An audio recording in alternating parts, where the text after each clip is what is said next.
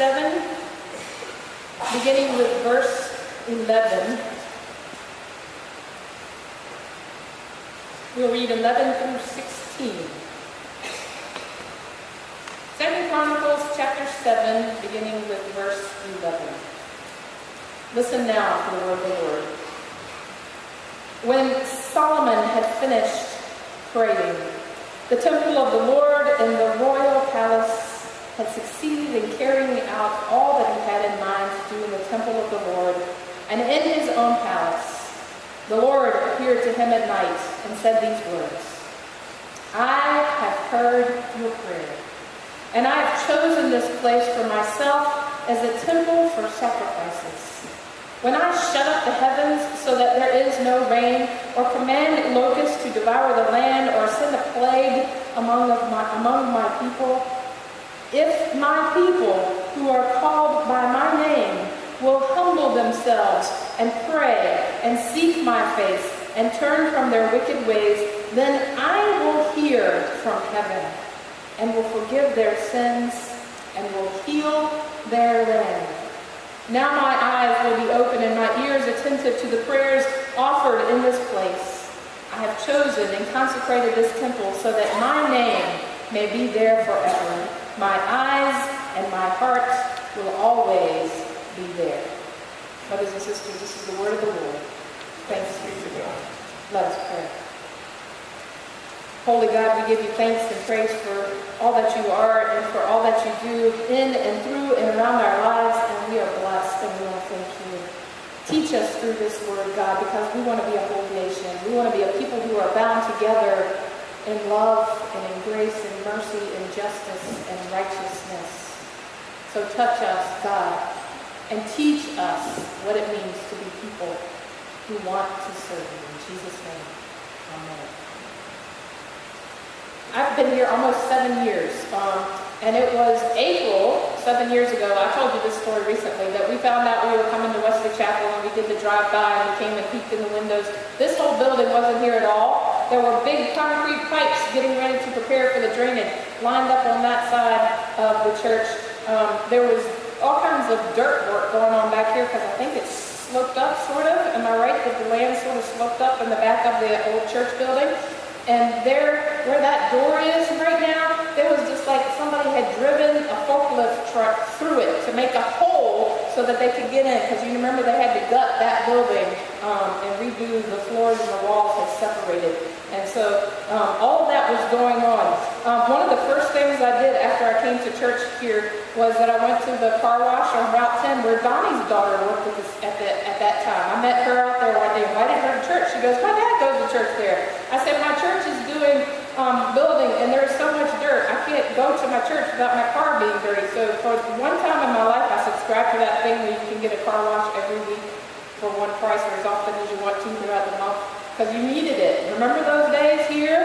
Remember how dusty and muddy it was everywhere?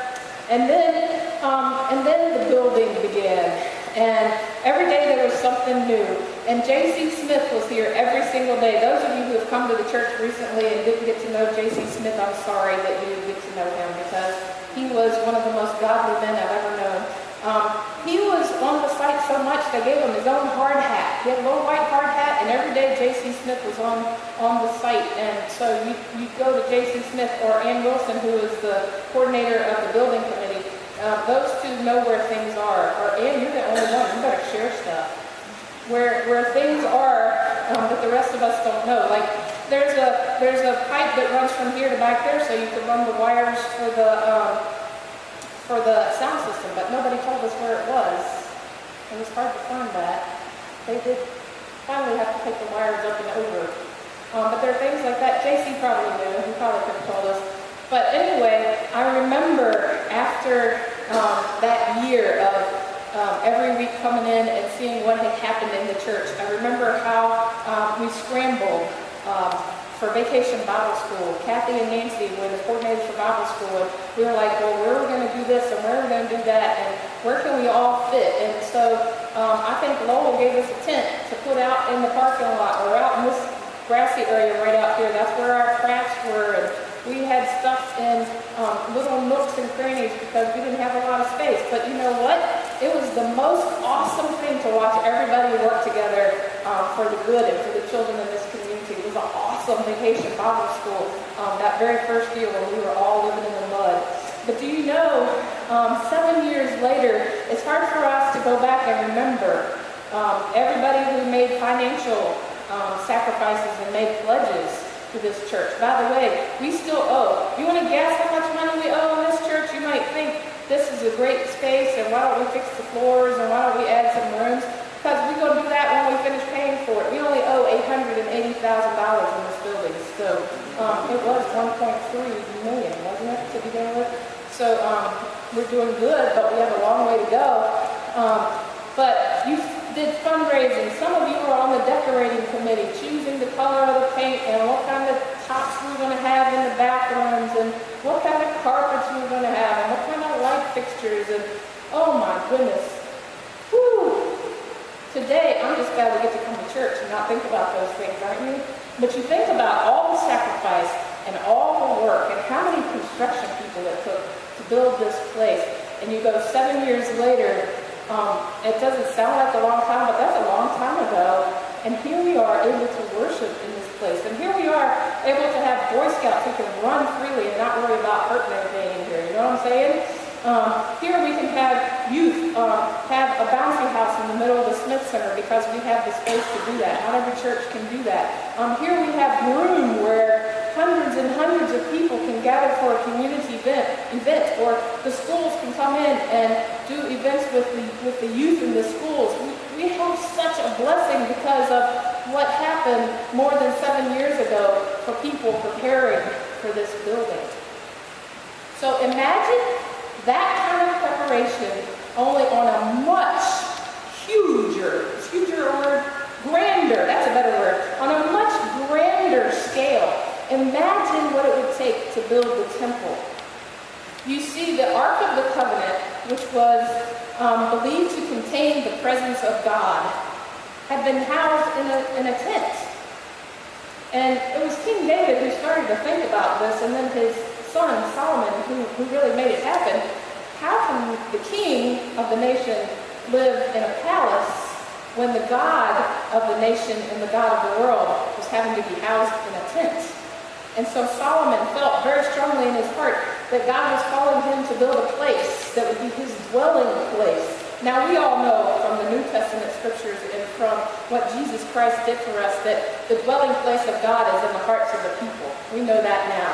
We know that we are the temple, the dwelling place of God. Our bodies are the temple, the dwelling place of God in and around and through this world. But at that time, they wanted God's dwelling place to be the most grand and most amazing. And so Solomon called in all of his favors, and he provided food for hungry nations in exchange for trees, rare woods, and gems, and precious metals, because the temple needed to be the most grand, most elaborate, best thing that he could possibly provide for God.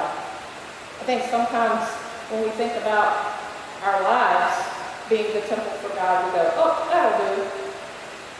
Do you live in a, oh, that'll do kind of mindset on where God lives in your life? Oh, that'll do. Not Solomon. Solomon went to the most expensive. Hundreds of thousands of builders and craftsmen worked for 7 years to build the temple. And now it's finally finished. And on the day of consecration, there was a platform built, and Solomon knelt on his knees with his hands in the air, praising God and asking God to bless and come and fill the temple. And they had made sacrifices. Animal sacrifices were on the altar in that place, and the fire came into the temple. Don't ask me how God did that. Must have been like an Old Testament Pentecost day. The fire of God came into the temple and consumed the sacrifices. And the presence of God wasn't just smoke from the meat burning or something like that. No, the presence of God was that know that you know kind of presence. You know what I mean? How do you know when God's working in your heart? Those moments when you know that God is convicting you of something, or that you know that God's peace is the only thing that's going to get you through this situation, or you know that in spite of what might be happening in your life, you're going to be okay because God is indwelling the presence of his people. We walked into the Newsboys concert the other night, and evidently they had been practicing with all their equipment and stuff, and it was hazy in the room, so evidently they had sprayed the fog machine or something, and I kept taking my glasses off and wiping them. I'm like, my eyeballs are blurry or something, and finally somebody said, no, they've been playing with the haze. But I imagine that it might have looked something like that, but only thicker. The power and the presence, not just what it looked like, but what it felt like. Powerful, awesome presence that was so powerful, God being in the temple, that even the priest, who the holiest of the holy of the people, supposedly, even the priest couldn't stand being in God's presence. It was kind of like, remember the story of Moses going on the mountaintop, and God told Moses to hide in the cleft of the rock because God said, I'm going to pass by. And he said, no one can see the face of God and live. The glory of God is so powerful. I remember when Moses came down from the mountain, having spent time with God, he was glowing, literally glowing, because he had been in the power and the presence of the Almighty God. Imagine the temple being filled with that. Wow. What a powerful time of prayer, and what a powerful time of experiencing God's presence.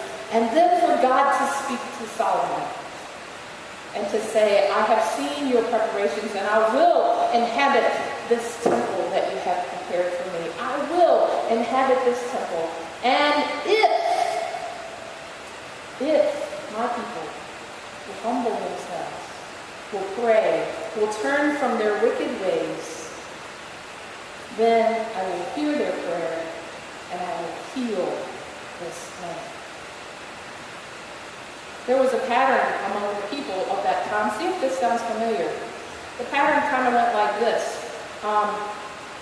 There's a crisis in the nation, and so the people turn to God. They fall on their knees because they feel so powerless to do anything else other than to cry out to God for help. And God hears their prayer, and God comes to them, and God meets with them and answers their prayer and saves them. But at some point, that gets kind of ho-hum in their life, and they go back to their wicked ways. Oh, God saved us, we're God's chosen people, but it's okay, we can live however we want to live. And they would backslide. Does that sound familiar at all? Remember 9/11, where were you that day? What were you doing? And what was our whole nation compelled to do? That's one of the most helpless and hopeless times, I think, that I remember being alive for in this country. Hopeless because we all wanted to do something to help the people who were suffering. Helpless because we didn't know what was going to happen next. And at that point, what did we all do? We opened our churches. We had special prayer services. We met people where they are. People were constantly passing each other and hugging each other, and tears. People were crying tears of concern and grief for our nation. It was a wonderful time in the life of the church because we recognized that if we had never felt like we needed God before, we sure needed Him. And the church attendance was packed in church in those days. Was it here? I was in Yorktown. The church was packed. Every time the church was open, the church was packed because people didn't know what else to do. And God blessed us and God favored us. But it wasn't long. In fact, all the debris hadn't been cleaned up from the attacks. And all of the grief for those families had not been fully lived out before the rest of us kind of began to take for granted the peace and the safety that we felt. And we went back to what we did before. And we didn't remember to pray for our nation, and we didn't remember to stop and hug each other, and we didn't stop and cry together and share grief. We just went on our way. God says to us, people, don't wait for a crisis. Don't wait for a crisis. I had already chosen this particular text for our scripture today when I went to the Newsboys concert the other night. And it boggled my mind when they flashed this up on the screen. If 7:14, I'm like, that's Chronicles 7:14, I bet you. And the lead singer of the concert started talking about this scripture. And I don't know who actually started this, what group. I haven't had time to research it enough, but it is, if 7:14, an urgent call for revival. It is time for revival in our churches, isn't it? Is there time for revival of spirituality in our land, isn't it? And so this is a program, you can go to it on your computer, so you can Google if 7:14, don't forget the word if. I was looking for under S for 7:14, the word if has to be first, if. There's an app that you can put on your phone. I put it on my phone. A lot of people that went to the concert, even in our group, had their phones out, putting the app on their phone already. And then when you get the app on your phone, you find out that there's a number that you can text if 7:14 on your text to that number, and they'll send you a reminder every day at 7:14 a.m. and 7:14 p.m. to pray for our nation. And it's one or two sentences. It doesn't mean you have to stop and go, oh, omnipotent God, I'm so unworthy. It's not that kind of prayer. It's an understanding that we are simple people. We need a simple approach to call us back to prayer. This is a simple approach. So I want to dare you, if my people who are called by my name will humble themselves and pray, will you? If implies that you have a choice, and you really do. And here's the thing, you have a choice to do the thing, that's your choice, and turn from your wicked ways, humble yourselves and pray, and experience the healing of the land, or just go, this is enough. This is enough. Is this enough for you? Is this how we're living right now? Is this enough for you? I hope it's never enough. Do you know enough about the Bible? Do you have a close enough walk with Jesus Christ?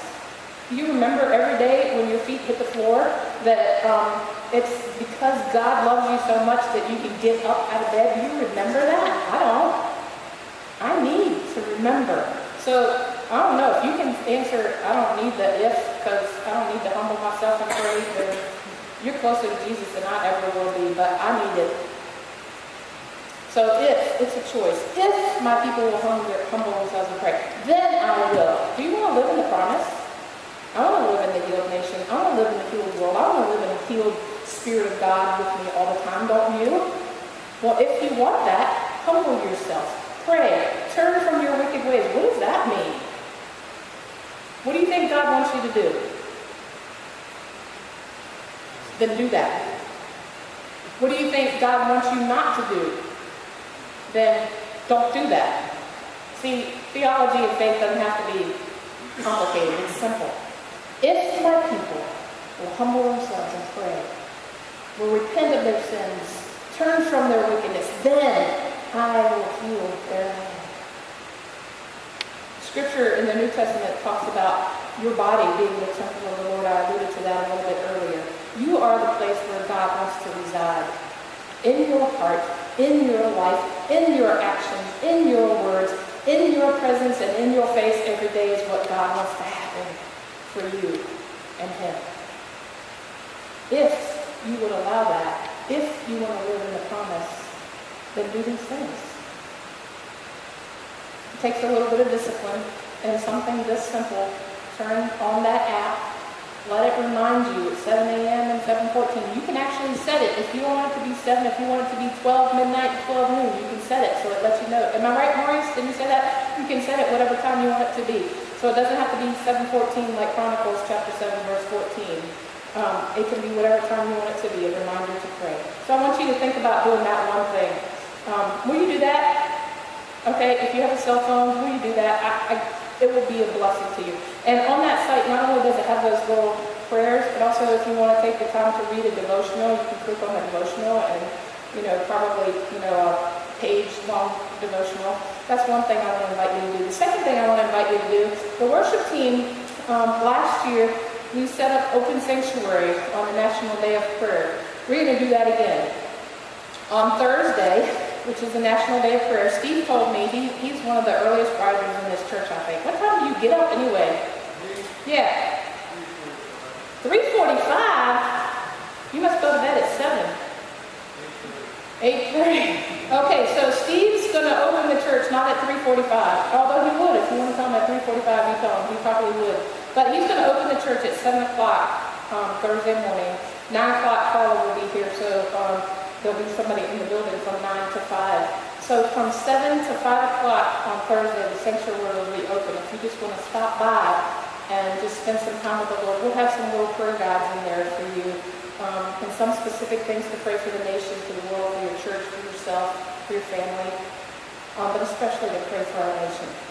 So that's the second thing. The app, the website, if 714, you can say this for 15. 714, if 714, prayer on Thursday. And wouldn't it be cool if this church was praying for 24 hours? If we said we believe in prayer and we're to join with our nation to pray for 24 hours. On that table right there is this cool poster that Laura, Terry, and Pat Brown and BJ made. It's a wheel that's got like spikes off of it, and it's divided up into half-hour time slots. And I hope and pray that that will be full by the end of the day. So that means we need 48 people, right? Half-hour slots, 24 hours. Yeah, 48. I'm not good at math, you know that. We need 48 people to sign up to pray for half an hour. I already signed up for 1 o'clock in the morning because I thought a lot of people wouldn't want to be in the way at 3 hours in the morning. If somebody wants 1 o'clock in the morning, you can have my spot. I'll take 3 o'clock in the morning. But wherever you are, you don't have to come to the church. Wherever you are for the half hour that you sign up, we pray for our nation. If my people, I will hear.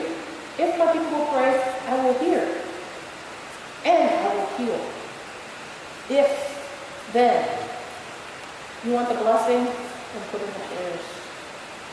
Will you join in prayer today? Will you pray for our nation? Will you ask God to humble your life so that you are a more sufficient temple of the Lord, so that His indwelling will be so powerful that your life will be changed and that other people's lives will be changed because they know you? Will you? If you pray, then God will hear and God will heal. Let us pray. God, we thank you that we know, at least we're growing and we're learning to know even more every day, but we're learning how to pray. We're learning how to know you, but there's a lot of people that don't know yet, Lord. Don't know about Jesus Christ, don't know about your blessings, don't know about your will for how you want them to live. There's a lot of people that just don't know. But Lord, we pray for the story that we know of Jesus Christ to so permeate our lives that when people see us and when they experience time with us, they'll know that we love you. Turn our hearts to your ways, God. Humble us. Help us to turn from our wicked ways. Heal our land. Heal our own hearts. Help us to pray for peace. Because if we don't individually do it, it's not going to happen. All of us have played sports at some point, God, and every team member has to do their part for the team to win. If we're not doing our part, you can't be what you need to and want to be in this world.